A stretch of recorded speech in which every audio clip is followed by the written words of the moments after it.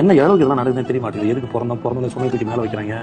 ஓடணும், படிக்கணும், அப்புறம் முடிஞ்சுன்னு ஏதாவது வேலை பார்க்கணும், நிற்கணும், அப்புறம் அதில் ப்ரூவ் பண்ணணும், அப்புறம் ஒரு திருமண வாழ்க்கைக்குள்ள போகணும், அப்புறம் அவங்கள பத்திரமா எல்லாம் சேர்த்து பார்க்கும்போது உடம்பு பத்திரம் பார்க்கணும், எல்லாம் முடியும் போது கஷ்டம் தப்புன்னு வயசாச்சு செத்து போயிட்டு சொல்லிடுறாங்க.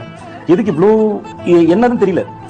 அப்படியே ஒரு தள்ளி விட்டு தாக்குச்சி வச்சு குத்துற மாதிரி இருக்கு. ஒரு சமயம் ஒன்று புஸ்தக மூட்டை சும்மா இம்ப்ரெஸ் பண்ண ஓடு ஓடு ஓடு ஓடு சொல்லிட்டு எந்த வகையிலுமே நிம்மதி இருக்கவே மாட்டேங்குது. இந்த குடும்பம், இந்த வாழ்க்கை, இந்த எல்லாமே அற்ப விளையாட்டு தான்.